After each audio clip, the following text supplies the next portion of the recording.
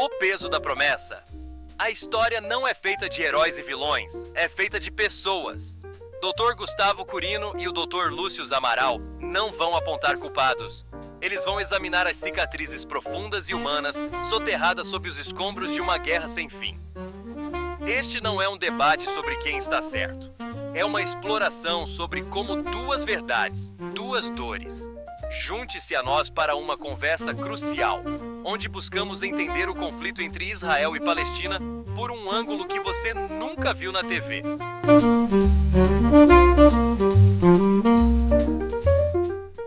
Primeiramente, quero agradecer a Deus por estar vivo e por nos dar esse prazer, essa satisfação de sempre poder trazer uma coisa boa, uma palavra boa através do podcast, que é a nossa meta aqui.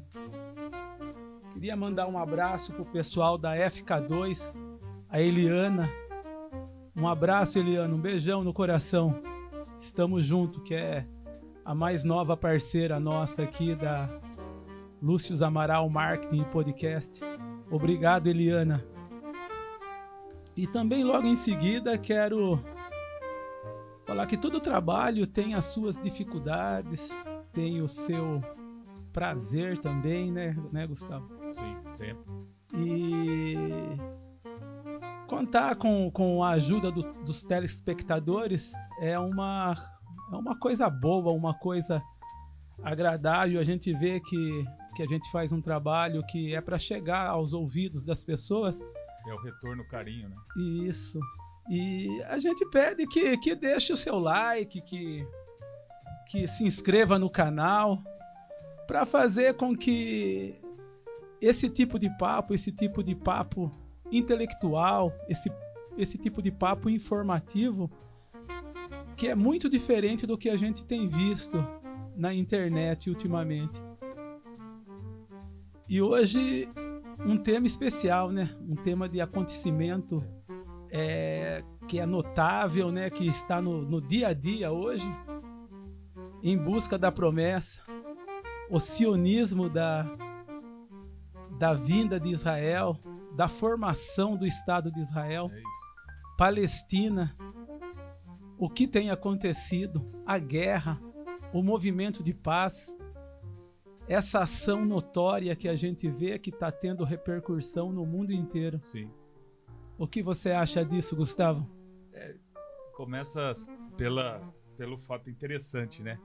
A gente fala de uma questão atual, mas nós estamos tratando aqui de questões, às vezes, que permeiam lá da Bíblia, né? De muitos anos. Essa situação da promessa, quando a gente fala do povo judeu, né? A promessa, o peso da promessa. O peso da promessa, ela é uma promessa bíblica, né? É a promessa do retorno para a terra prometida. Na época de José do Egito, lá no Egito mesmo, propriamente dito, eram 70 judeus.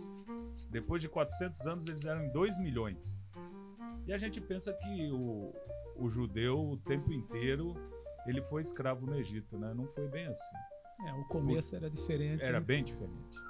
E a sociedade egípcia sofreu um colapso de cultura, de mudanças até religiosas, nas quais ali, para aquelas modificações que se tornaram necessárias, houve um rebaixamento da qualidade de vida do judeu, né?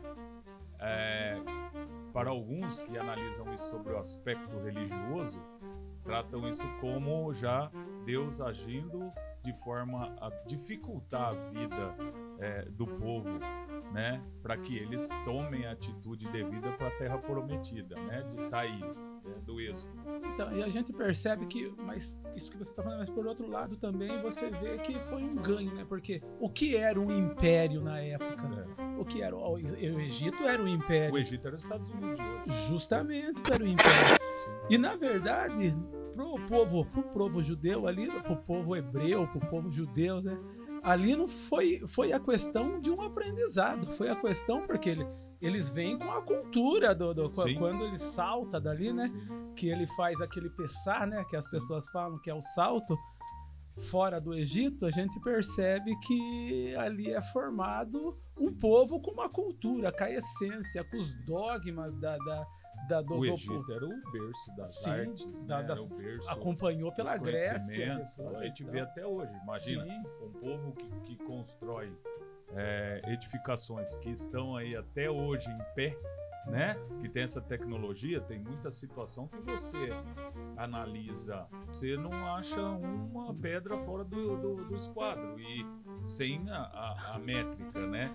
E olha só, existe uma situação de que agora, quando foi possível por alguns programas mapear o céu em determinadas épocas, quando a pirâmide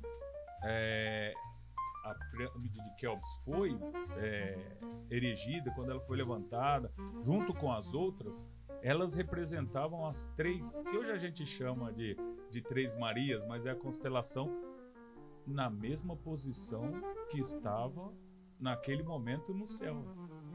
Olha isso. Com certeza. E daí também você vê, né? Porque isso aí eu pude até presenciar, que eu estive em Cairo, estive em Alexandria. A gente vê a dimensão que ela é. E entre o Egito e Israel, que na época não se chamava Israel, né? Era o povo de Ur, né? Que era Ur dos caldeus ali.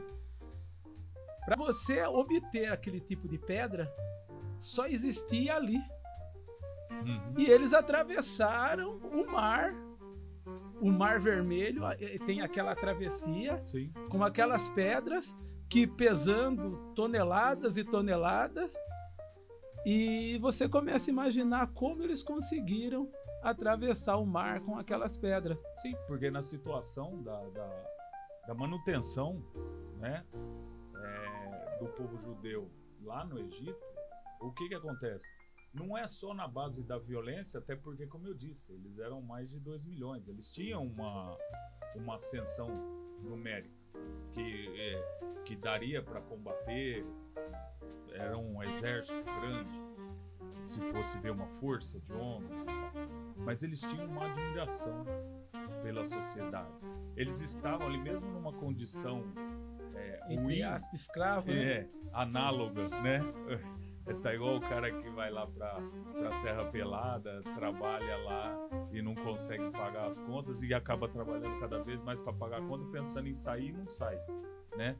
E aí depois é a condição análoga à escravidão. Eles estavam, mas eles não tinham mais a visão, eles tinham perdido, porque os ancestrais já tinham morrido e não tinham a visão de como era antes. Para eles, a terra deles, naquele momento, era o Egito, que começa a ter uma visão no momento futuro, no momento em que chega a parte do êxodo, que começa a ter a formação da mentalidade de que tem que voltar, e começa aí essa situação. O judeu sempre tem essa questão da volta para casa. O problema histórico a gente avança mais um pouco, a gente já vai dar um boom aí, um salto gigante, um João do Pulo, né? Que também não é o foco nosso. Que nós vamos para Segunda Guerra Mundial, né? 1900, aquele período entre 45 a 48, aquele rescaldo de guerra, o mundo inteiro impactado pelas ações da Alemanha de Hitler com os judeus, né?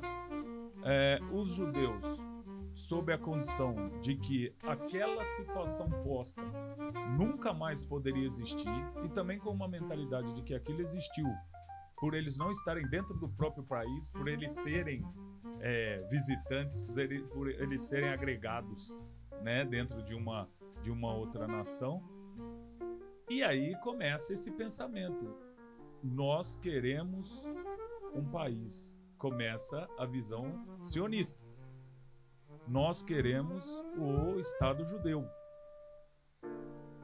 Como se tratava de um povo que até aquele momento sofreu muito, foi despojado de bens, de riquezas, né? A primeira coisa que o Hitler fazia quando pegava o judeu era verificar o que ele tinha de valor. Que ele somava ali, né, de patrimônio Justamente. E depois só ele mandava. Mas antes ele despojava o cara de tudo que ele tinha, né? E ia pro espólio de guerra, né? Então, juntou nessa parte o que a gente chama assim da fome com a vontade de comer. Por quê? Alguns países com os judeus, principalmente a Alemanha, querendo se remontar, querendo se reconstruir. Quanto menos gente no país, melhor para eu me reconstruir. Menos despesa, menos gasto de saúde, menos gasto de alimento. Então fica mais fácil de eu me remontar. É igual a casa da gente. Se a gente diminuir algumas despesas, a gente consegue produzir mais, né? Juntar mais dinheiro. Apoiaram a vontade do povo de voltar para a terra, né? Só que tem um problema. Para onde que era o desejo da volta? Para onde eles entendiam que era a terra prometida, voltar para Jerusalém. Só que lá já estava ocupado. E por muito tempo. Né? Mas também de uma forma que lá atrás ocupado porque também por alguém que também não pertencia, que também tomou de outro alguém.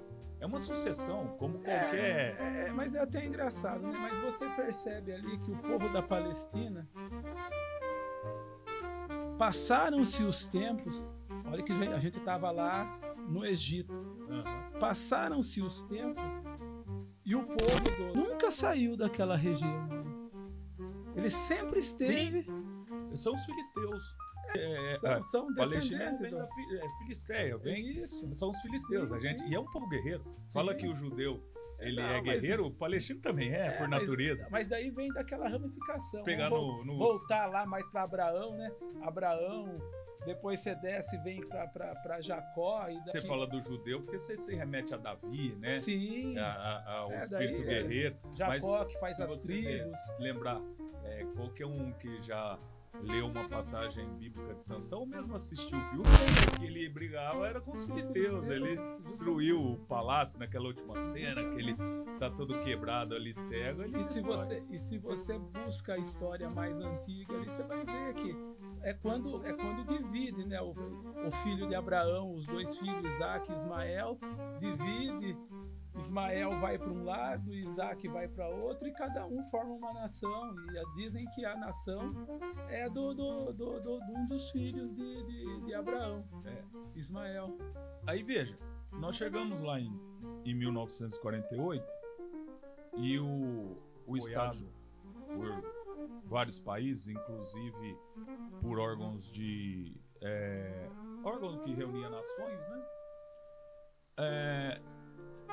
E, de certa forma, foi dada uma legalidade jurídica para a criação, mas não se tem a propriedade cultural, a propriedade daquele povo naquela terra.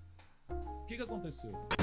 Houve a expulsão, a Nakba, é o que para o palestino, quando... Para o judeu é o Holocausto. Para o palestino é a Nakba.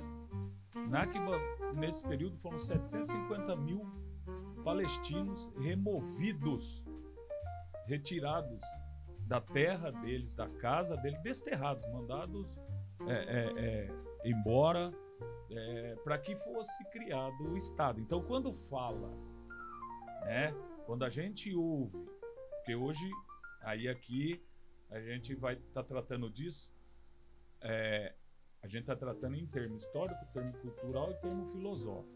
Então a gente não está tratando como o povo trata isso em rede social, em outra situação que eles tratam como se fosse Corinthians e Palmeiras, né? Como times de futebol.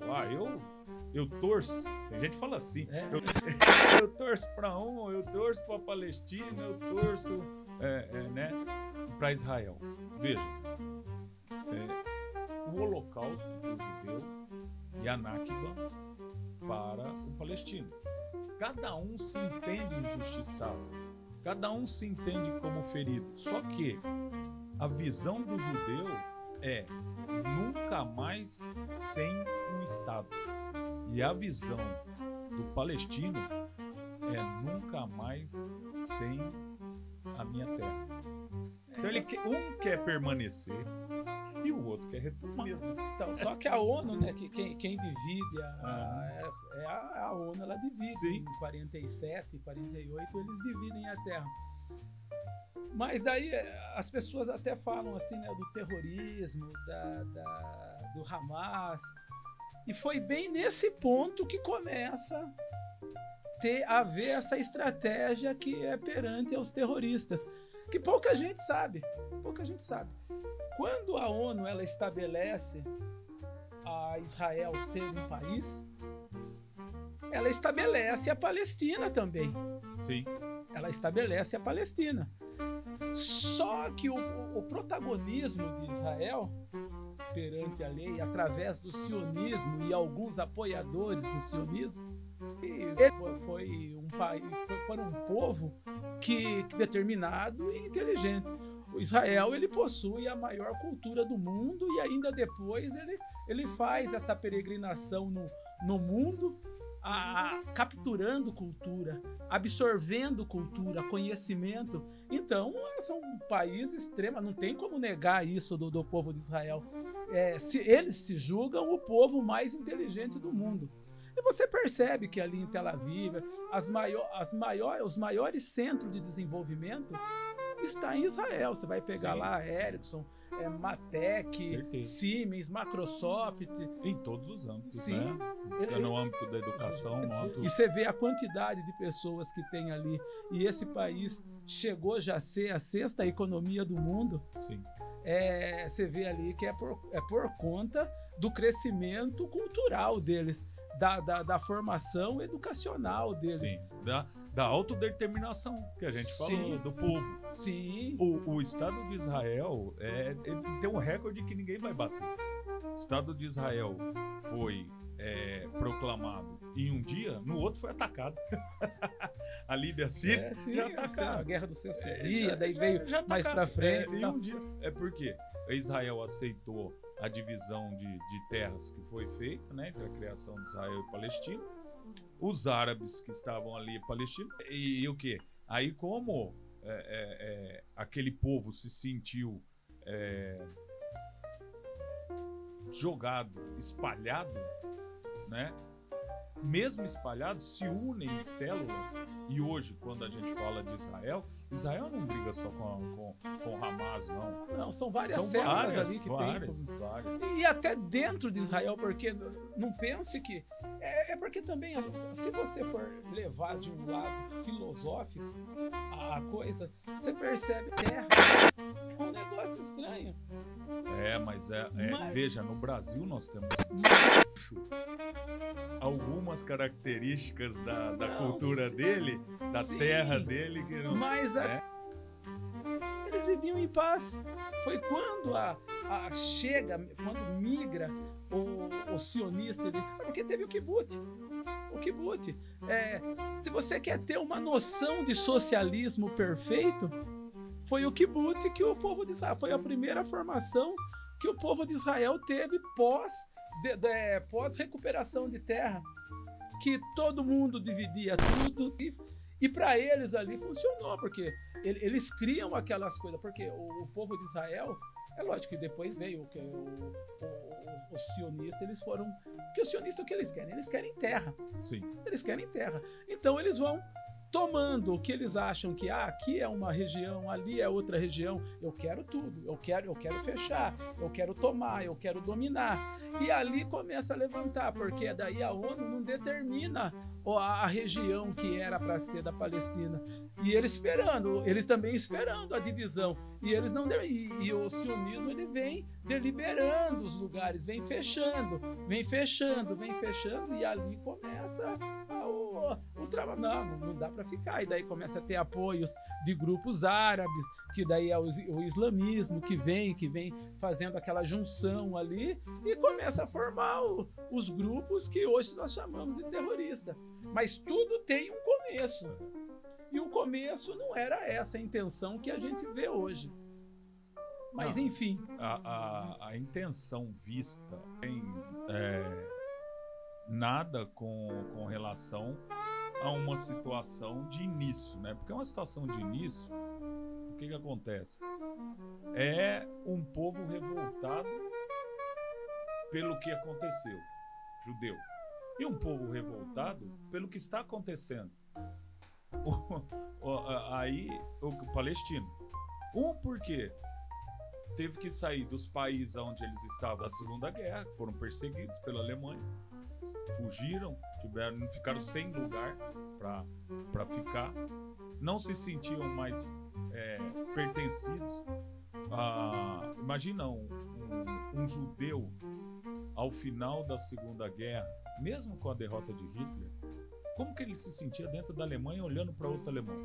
Mesmo que o alemão ele tivesse certeza... Não tinha mais caminho. Não tinha. Ali, não tinha. Não tem como. O ciclo deles tinham acabado. Ele já não tinha condições financeiras, porque ele foi expropriado de tudo. Ele ia ter que viver de um estado que ele sabe que não gosta dele, né?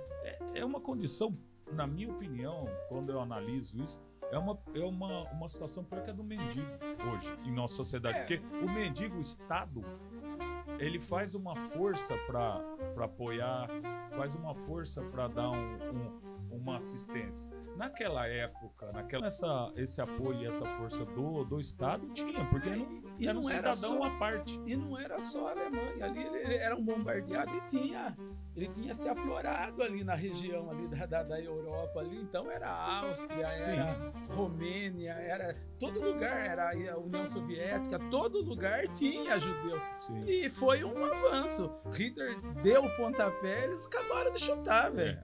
Foi. Não, há sim uma... Não é fácil historicamente, porque assim, existe o que aconteceu e existe depois o que foi colocado no livro. Sim. Né? E a gente sabe o que foi colocado no livro, mas também a gente pesquisa e sabe, entende e vê que existem outras situações. Houve uma conivência. Isso é fatal. Houve uma conivência até um certo ponto. Países sabiam o que estavam acontecendo. Sim. Países tinham consciência até um certo ponto. Mas como eles sabiam que era judeu, deixa. A hora que começou a chegar neles, começam a... Vamos ver até que ponto essa situação vai com esse povo aí que controla a economia. Porque o judeu controlava a economia. Grandes instituições financeiras, grandes bancos. É por isso que Hitler também quer. Sim, é lógico. Hitler, a função principal do Holocausto era a função financeira. Com certeza. Tem até uma brincadeira que a gente costuma falar, que Hitler ele olha pro Senedril de Hitler ali e ele fala assim: aonde está o dinheiro? Aonde está o dinheiro? Com quem está? O dinheiro está com os banqueiros. Quem são os banqueiros? São os judeus. Então vamos... São eles mesmo. É deles que nós vamos tomar, velho. É eles que vão financiar o país quebrado.